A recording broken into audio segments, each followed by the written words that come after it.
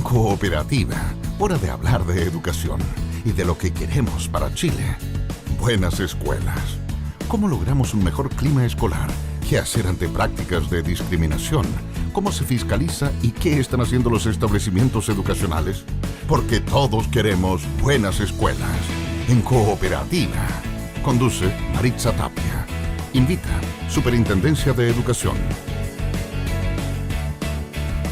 ¿Cómo está? Bienvenida, bienvenido. Mañana de sábado estamos haciendo buenas escuelas en Cooperativa, como siempre, acompañada junto a Alexis Ramírez, Superintendente de Educación Escolar. ¿Cómo estás? Buenas tardes. Buenas tardes, Maritza, ¿cómo estás? Muy bien, todo bien. Y tenemos una invitada. Nos acompaña hoy día Carolina Irmas, profesora, especialista en desarrollo profesional docente de la Organización de Estados Iberoamericanos para la Educación, la Ciencia y la Cultura, OEI. Carolina, ¿cómo estás? Muy bien, Maritza. Muchas gracias por acompañarnos. Alexis, ¿qué tenemos preparado para hoy día? Bueno, hoy día queremos entrar a analizar un tema que es muy importante, que nos preocupa, que es el tema del maltrato hacia los docentes, ¿cierto? Y para conocerlo, daremos a conocer cifras de denuncias que recibimos en la superintendencia, explicaremos qué actos podemos considerar como un acto de maltrato hacia profesores y también asistentes de la educación. Hablaremos acerca de lo que está haciendo la superintendencia para abordar este tema y también algunos consejos prácticos para que las escuelas puedan trabajar de mejor manera. Claro, porque los últimos 2 programas hemos estado justamente dedicados a hablar sobre el maltrato escolar a estudiantes. También lo vimos a través de las redes sociales la semana pasada sobre el ciberbullying, y hoy día queremos tocar otra arista, que es justamente qué pasa con nuestros profesores, con nuestros docentes en las salas de clases. Recuerde que tiene un correo para comunicarse con nosotros, buenasescuelas@cooperativa.cl, y no quiero dejar de mencionar y agradecer, ¿cierto, Alexis?, a quienes nos escriben, agradecer a Marisol Moraga, también a Mónica Reyes y a Félix Flores, que nos escribieron a nuestro correo, y sus respuestas también van a ser derivadas a la superintendencia, quienes se van a comunicar con ustedes. También quienes quieran tomar contacto con ustedes en la superintendencia, Alexis, ¿dónde pueden escribir, dónde pueden llamar? Pueden contactarse con la superintendencia a través de supereduc.cl, también a través de nuestro Facebook, supereduc.cl, y también a través de Twitter, @supereduc_cl. Estamos listos. Partimos entonces en la conversación de este sábado. Primero los vamos a invitar a escuchar parte de la opinión de los profesores, de los docentes. ¿Qué opinan ellos sobre el maltrato? Si alguno de ellos lamentablemente ha sufrido, ha vivido una situación de esta envergadura. Escuchamos el siguiente reporte que preparó Mary Salinas.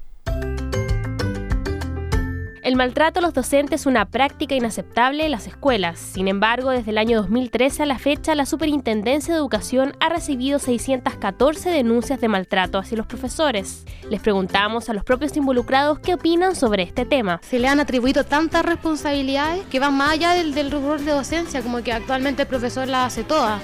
Mamá, papá, psicólogo, claro, por el bien de enseñar, de educar, uno termina a veces siendo un mártir, aguantando cualquier falta de respeto. Yo dejé de trabajar de quinto octavo porque tú entras a una sala de alumnos, buenas tardes niños, estáis 5, 10 minutos, y como dicen ellos mismos, ni te pescan en bajada. Esto se ve más en los cursos más grandes. Uno puede observar ya niños que responden de forma agresiva, con insultos, con garabatos incluso. ¿Han sufrido o observado algún tipo de maltrato en sus escuelas? Yo me he sentido intimidada haciendo clases. Al final el profesor termina en terapia, consiguiendo un psicólogo aparte. ¿Qué hace? Como que siento que nadie vela tampoco por la seguridad de los docentes. Me han tocado algunos directores que sí han tenido un maltrato verbal hacia los profesores. Aquí hubo una profesora que un apoderado le pegó. Cuando le pegaron, ella no pudo venir como en una semana, después en un mes tenía que salir a dejar otro profesor.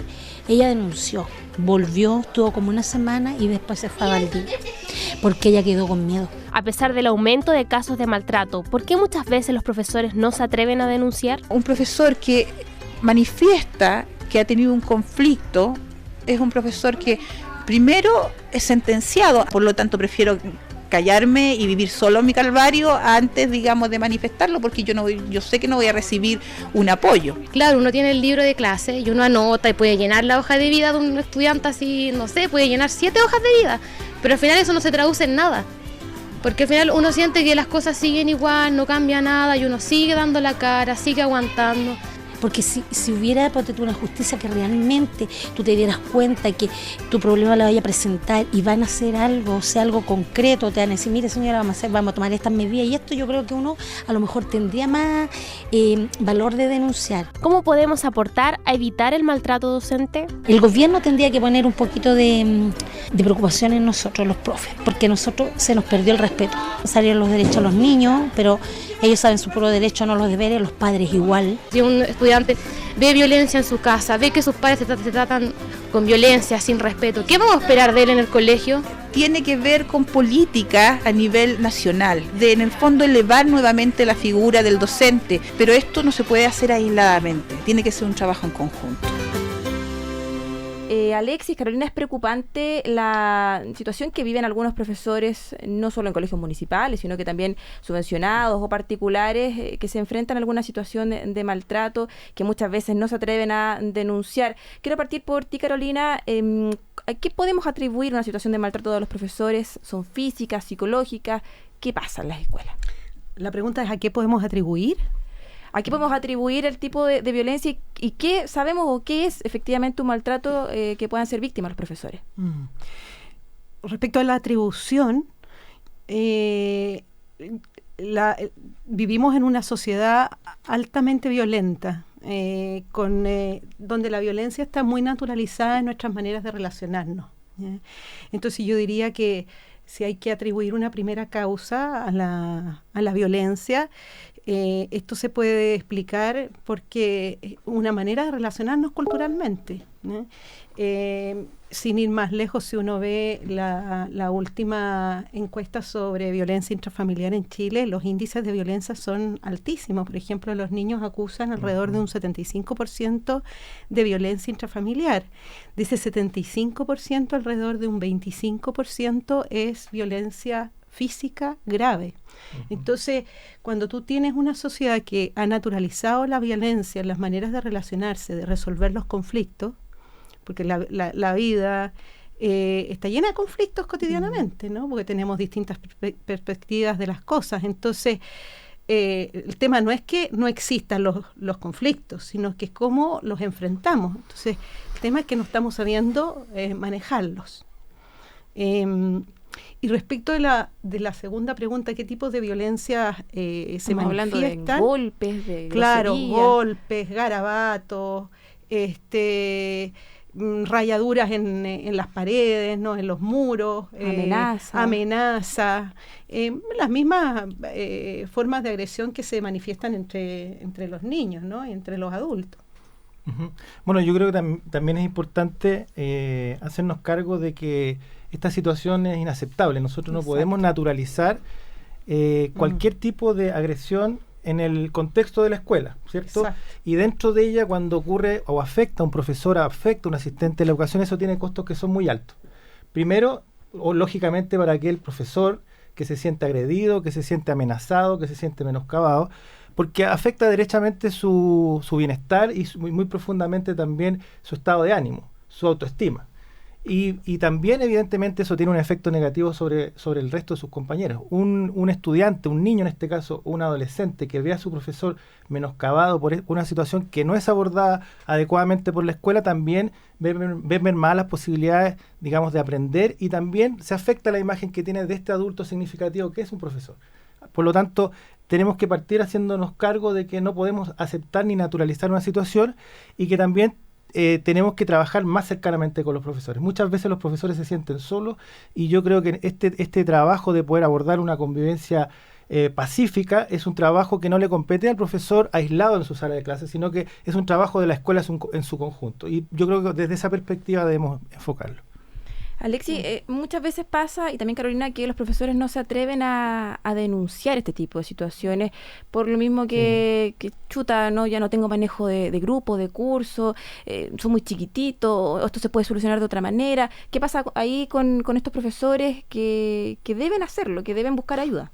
O sea, yo creo que lo primero es que todos los profesores tienen que sentir muy claramente que frente a una situación de agresión tienen que llamar la atención en su establecimiento, hacer ver el tema y evidentemente pedir ayuda. muchas situaciones de maltrato arrancan de problemas no resueltos oportunamente, de situaciones no denunciadas oportunamente.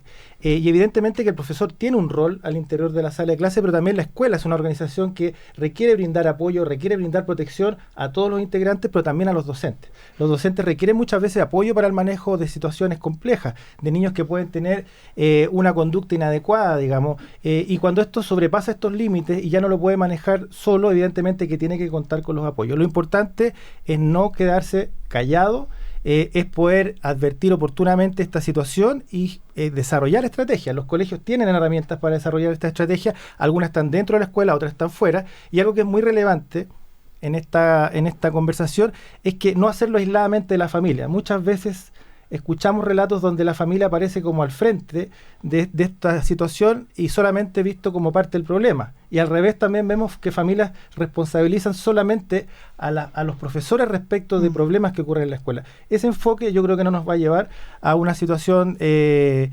resolución de conflicto, y necesitamos hacer una mirada que involucre tanto a la familia como a la escuela en estas situaciones. Sí. Hago un comentario. Coincido plenamente con Alexis.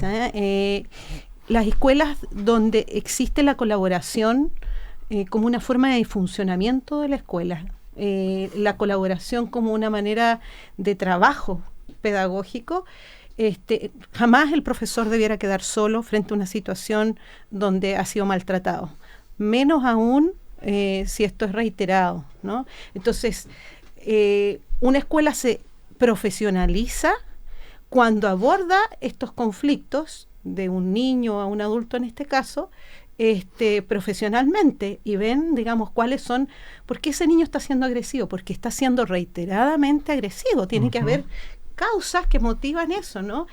¿Cómo está actuando la familia? ¿Qué conversaciones debiéramos tener con la familia?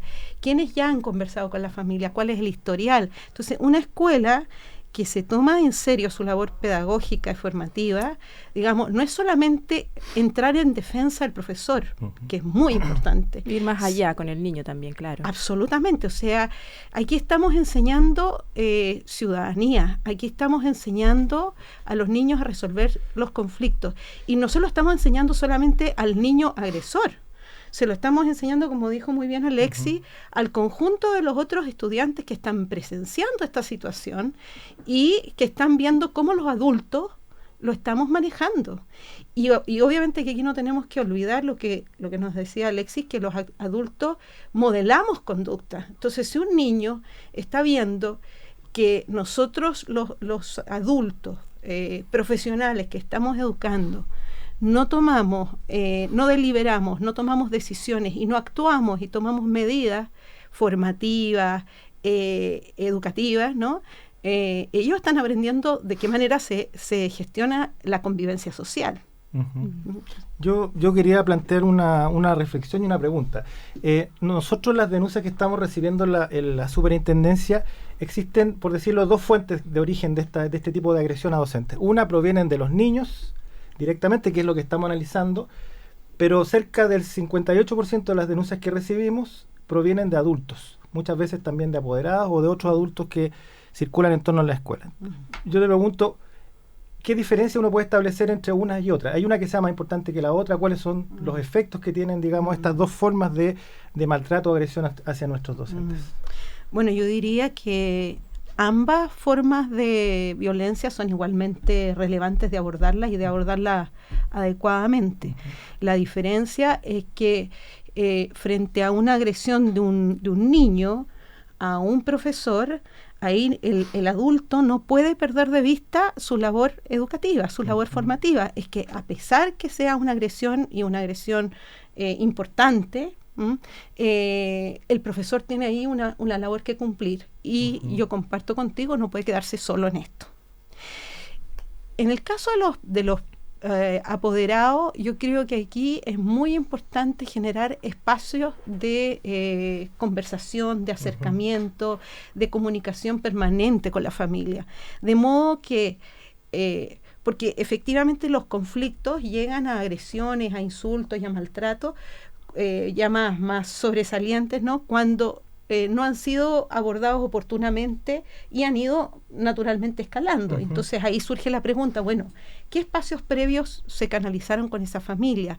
¿Qué espacios otorga la escuela para conversar con sus apoderados?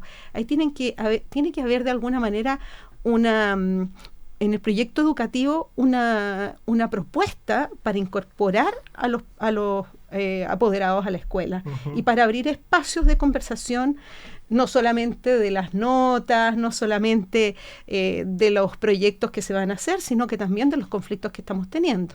¿Ya? Eso tiene que estar de alguna manera protocolizado, reglamentado, ¿no? Estamos haciendo Buenas Escuelas en Cooperativa junto a Alexis Ramírez, superintendente de Educación Escolar, y también Carolina Irmas, profesora especialista en desarrollo profesional docente de la Organización de Estados Iberoamericanos, OEI. Lo decías, Alexis, justamente de las cifras. Desde el año 2013 a la fecha, la Superintendencia de Educación ha recibido 614 denuncias de maltrato a docentes y asistentes de la educación, una cifra que ha ido en aumento. Sí, hay un aumento. Hay que señalar que comparativamente respecto del total de denuncias que recibe un maltrato es una cifra menor, pero que va en aumento y son todas igualmente importantes. No tenemos que bajarle el perfil a ninguna de ellas, digamos. Yo diría que... ¿Y en aumento por qué? Yo diría que hay una tendencia porque primero tenemos la sensación de que aquí ocurren muchos más hechos que los que se denuncian. En el caso de los profesores, a diferencia de lo que pasa con el maltrato hacia estudiantes o entre estudiantes, nosotros tenemos la impresión, por lo que hemos analizado, es que muchos docentes no se atreven a denunciar. Y hoy día, de alguna manera, están atreviéndose a denunciar y a dar a conocer estos hechos. A pedir ayuda y a pedir también que de alguna manera podamos intervenir como sistema para poder resolver pacíficamente estas dificultades. Y yo creo que tenemos que trabajar para efectivamente responder a una situación que nos afecta psicológicamente, digo, desde el punto de vista del desarrollo profesional de los profesores, que afecta de alguna manera la autopercepción que tienen los docentes de cómo administra la sala, cómo su capacidad de gobernar, digamos, el espacio de la sala de clases, y también de romper ciertos temores que a veces tienen incluso de las represalias que podrían tener tanto los apoderados como incluso a veces las autoridades de los colegios. ¿Sabías que la Superintendencia de Educación es la encargada de recibir las consultas e inquietudes de la comunidad escolar? Puedes hacerlo a través de su página web www.supereduc.cl o también en sus oficinas presenciales en todo el país. Vamos a hacer un alto en esta interesante conversación con música. Escuchamos a Juan Luis Guerra, Burbujas de Amor. Lo que todos queremos en educación continúa en Cooperativa. Buenas Escuelas. Recuerde que tiene un correo para comunicarse con nosotros, son buenasescuelas@cooperativa.cl. Carolina, preguntarte por qué pasa con nuestros jóvenes, con nuestros niños hoy. Lo hablábamos fuera de micrófono recién sobre el tema de la autoridad. Antiguamente un profesor entraba a la sala de clases, silencio absoluto. Y había también castigos más punitivos. ¿Qué pasa con los niños hoy día? Que son niños que ven a la autoridad de forma distinta, que cuestionan, que preguntan, que piden explicaciones. ¿Qué pasa con ese cambio también social que estamos viviendo? Yo diría que efectivamente las maneras de ejercer autoridad antiguamente eran muy distintas a las que requerimos hoy en día, ¿no? Antiguamente bastaba con que un adulto alzara un poco la voz, ¿ya? Y había silencio absoluto. Entraban los profesores a la sala de clase y los niños se paraban y saludaban. Había otra perspectiva de la autoridad. Hoy en día los niños preguntan, desafían, cuestionan, contraargumentan, ¿no? Y entonces las maneras de ejercer autoridad deben ser mucho más elaboradas, ¿no? Y yo diría que la manera como se debiera ejercer la autoridad es menos basada en el poder o la fuerza y más basada en la legitimidad, en que en el fondo el profesor que está conduciendo esa situación, la clase, el director, los equipos directivos, todos los adultos que están a cargo de la escuela, son validados, son confirmados por los niños porque resultan modelos a seguir, ¿no? Y eso no está ocurriendo, y yo creo que un tema no menor es que no estamos siendo capaces de generar esos espacios de diálogo, de conversación, ¿ya? Los niños tampoco, si uno les pregunta, se sienten escuchados. Entonces, obviamente que se produce una escalada, porque el conflicto, si no se dialoga de manera oportuna, en el momento que surgen las dificultades, esto se va volviendo como una bola de nieve que crece y se vuelve mucho más difícil de manejar. Bueno, esto tiene muchas manifestaciones directamente en la conducta y en el estado de ánimo de los profesores. Profesores que han sido sujetos de agresión y de maltrato, que no han tenido espacio para poder trabajarlo positivamente, afecta directamente su rendimiento, afecta su motivación. Incluso muchos docentes declaran tener miedo de volver a ingresar a esas salas de clase porque sienten que en cualquier momento pueden ser agredidos.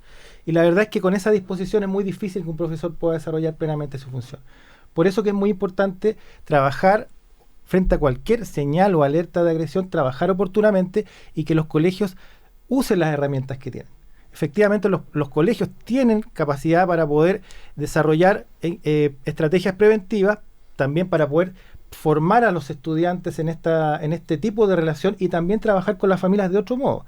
Hay muchos casos, si uno mira los datos que vemos a través de las denuncias, que ocurren especialmente de agresiones de apoderados a docentes en los primeros años de la enseñanza básica. Al parecer, no siempre están los mecanismos abiertos para que se puedan procesar adecuadamente diferencias. De repente la familia evalúa que en la escuela no han tratado bien a su hijo, que no tiene la atención que requiere y se resuelve de mala manera. En el caso de la enseñanza media ocurre algo distinto, porque las agresiones más bien provienen desde estudiantes hacia docentes. Por lo tanto, aquí los modos de relacionamiento y los modelos de relacionamiento entre adultos y niños pasan a ser muy importantes, pero requerimos que la escuela se organice. Por ejemplo, todas las escuelas tienen reglamentos de convivencia. La mayor parte de los reglamentos de convivencia solo contiene normas que regulan la conducta de los estudiantes. Muy pocas veces regulan la conducta de los adultos. Y también muy pocas veces contienen normativas que permitan proteger a los profesores cuando hay una situación como la que hemos descrito. ¿Y eso se puede modernizar? ¿Qué se tiene que hacer? Eso se puede modernizar y tiene que ver con una mirada más integral de lo que pasa en la escuela. La escuela es una comunidad de personas y una comunidad de aprendizaje y por lo tanto tenemos que mirar el foco en el desarrollo, el bienestar de los niños, pero también respecto de los adultos que trabajamos en una escuela. ¿Cierto? ¿Cuál es el rol que cumplen? Un profesor tiene que tener buenas condiciones, tiene que estar motivado, tiene que saber manejar situaciones críticas. Es normal que de pronto en una sala de clase haya un niño que pueda ser un poco más disruptivo, pero tiene que tener herramientas para manejarlo.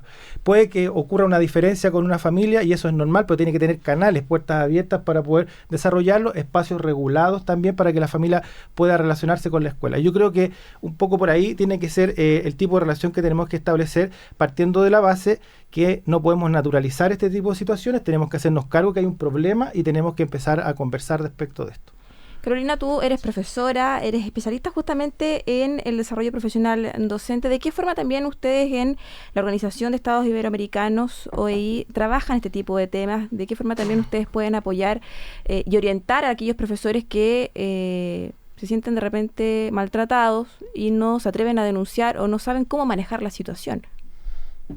Bueno, nosotros tenemos varios programas de formación. De hecho, ahora estamos trabajando con 50, vamos a empezar a trabajar con 50 escuelas del Bicentenario, el Liceo Bicentenario, y en torno a la inclusión educativa. En la búsqueda, en el fondo, de escuelas donde existan sistemas de acogida, donde exista una cultura escolar de mucha participación, de mucha comunicación, de buena comunicación, de valoración de las diferencias, ¿no? Donde sean escuelas donde se potencien los aprendizajes, valorando todas estas diversas maneras de aprender y participar. Por otra parte, también una cultura inclusiva implica trabajar en torno a las prácticas cotidianas en el aula, ¿no? Muchas veces las mismas prácticas generan, por parte de los docentes o por parte de los estudiantes, generan situaciones de conflicto en el aula que es necesario abordar.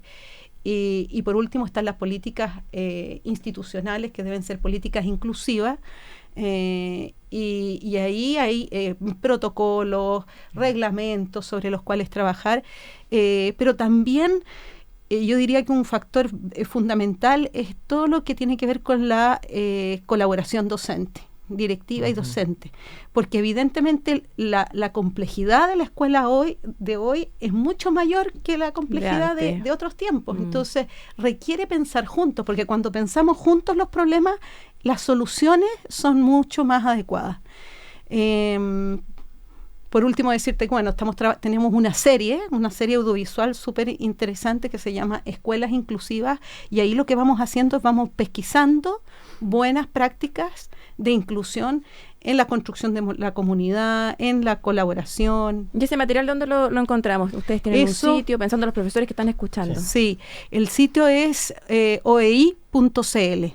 Y ahí encuentran todo. Y hay una pestaña que dice videoteca, y ahí hay una serie de videos sobre buenas prácticas de escuela. Es interesante porque son escuelas comunes y corrientes, municipales, subvencionadas, algunas privadas, ¿ya? Y que cotidianamente aplican todas estas cosas que estamos conversando con Alexis hoy en día.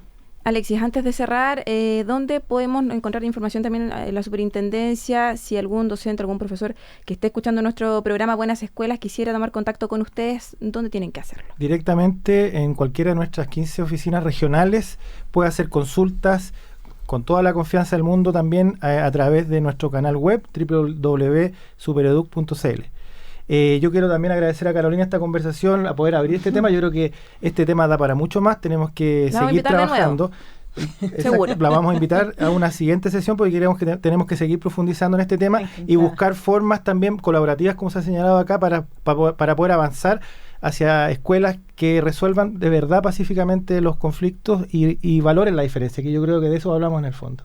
Carolina Irmas, profesora, especialista en desarrollo profesional docente de la Organización de Estados Iberoamericanos para la Educación, la Ciencia y la Cultura. Muchas gracias por acompañarnos. Gracias a ustedes, en estos 30 Maritza. minutos de programas que tenemos. Sí. Alexis, nos encontramos la próxima semana, ¿cierto? Gracias, Maritza, nos encontramos la próxima semana. Así será. Ya, pues siga usted en la compañía de Cooperativa.